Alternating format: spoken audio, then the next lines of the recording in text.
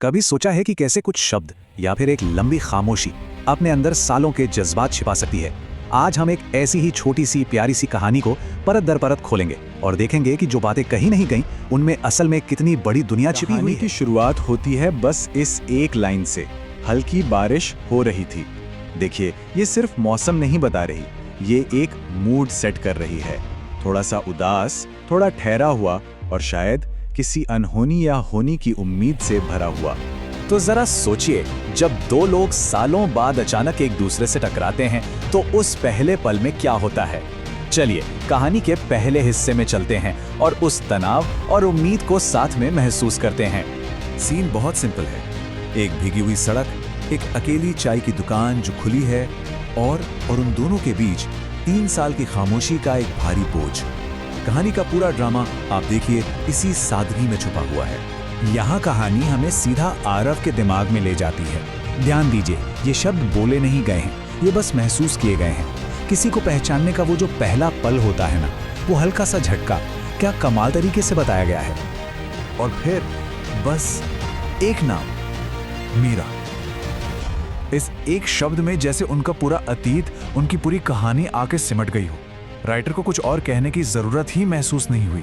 शब्दों के बिना इमोशंस दिखाने का इससे बेहतर तरीका और क्या हो सकता है।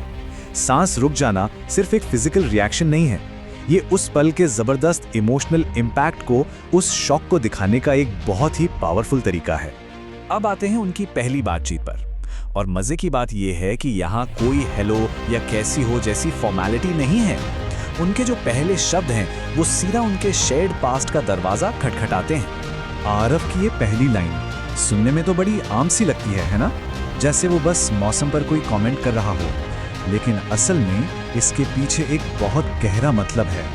इसी को कहते हैं सबटेक्स्ट, मतलब शब्दों के पीछे छिपा हुआ असली मतलब। आरव असल में बारिश की बात कर ही नहीं रहा। वो कह रहा है, मुझे आज भी तुम्हारी आदतें याद हैं। वो कह रहा है, शायद हमारे बीच कुछ बदला ही नहीं।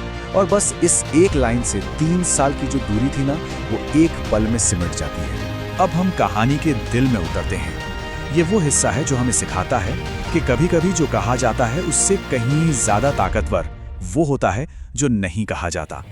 देखिए, कहानी 2 तरह की खामोशी में फर्क बताती है। एक होती है भारी खामोशी, जो नाराजगी, गलतफहमी और दूरी से पैदा होती है, और दूसरी है 2 दिलों की खामोशी, जिसमें एक सुकून होता है, यादें होती हैं और एक ऐसा कनेक्शन होता है जिसके लिए शब्दों की जरूरत नहीं, जहां बिना कुछ कहे ही एक दूसरे की बात समझ ली जाती है।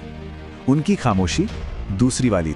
ये लाइन, ये एक बहुत बड़ा टर्निंग पॉइंट है। यहाँ आरव पूरी बातचीत को अतीत की गलतियों से निकालकर आज के पल में ले आता है। वो साफ कर देता है कि वो यहाँ पुराने जख्मों को कुरेदने के लिए नहीं आया है। और तब आता है मीरा का छोटा सा लेकिन बहुत पावरफुल सवाल। तो फिर सिर्फ 2 शब्द, लेकिन यही वो 2 शब्द हैं जो आरव को अपनी सच्ची भावनाएं जाहिर करने का मौका देते हैं। और ये है आरव का जवाब। ये माफी नहीं है, ये एक वादा है, एक इरादा है। और बस यहीं कहानी का पूरा माहौल पछतावे से निकलकर उम्मीद की तरफ मुड़ जाता है। तो चलिए अब कहानी के आखिरी हिस्से की तरफ चलते हैं और देखते हैं कि ये इमोशनल सफर अपनी मंजिल तक पहुंचता कैसे है। अब तक हम कहानी को ज्यादातर आरव के नजरिए से देख रहे थे, पर मीरा का ये एक सवाल हमें सीधा उसके दिल का हाल बता देता है। इस सवाल में शिकायत है, दर्द है और सालों का इंतजार भी है। ये दिखाता है कि वो भी इस रिश्ते को एक और मौका देना चाहती थी। और ये लाइन, ये इस कहानी का सार है, इसका कोर मैसेज है। एक तरह से यही वो फलसफा है जिस पर पूरी कहानी टिकी है कि सच्चा प्यार भले ही मुश्किल हो, पर वो अपना रास्ता वापस ढूंढ ही लेता है। और यहाँ आकर उनकी सुलह पूरी होती है। मीरा के डरे हुए सवाल का जवाब आरव शब्दों से नहीं देता, एक एक्शन से देता है। उसका हाथ थाम लेना, ये किसी भी जुबानी वादे से ज्यादा मजबूत यकीन दिलाता है।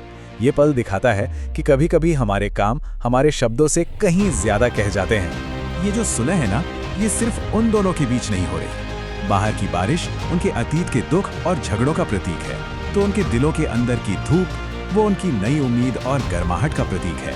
मौसम का कितना खूबसूरत इस्तेमाल है। और कहानी की आखिरी लाइन ये पूरी इमोशनल जर्नी को एक वाक्य में समेट देती है। बाहर चाहे जो भी हो, उनके अंदर अब सब ठीक था। अंधेरा छट चुका था, तो ये पूरी कहानी हमें एक बड़े सवाल के साथ छोड़ जाती है। किसी भी रिश्ते में या किसी कहानी में जो बातें कही नहीं जाती वो असल में कितना मायने रखती हैं? शायद कभी-कभी सबसे ज़्यादा।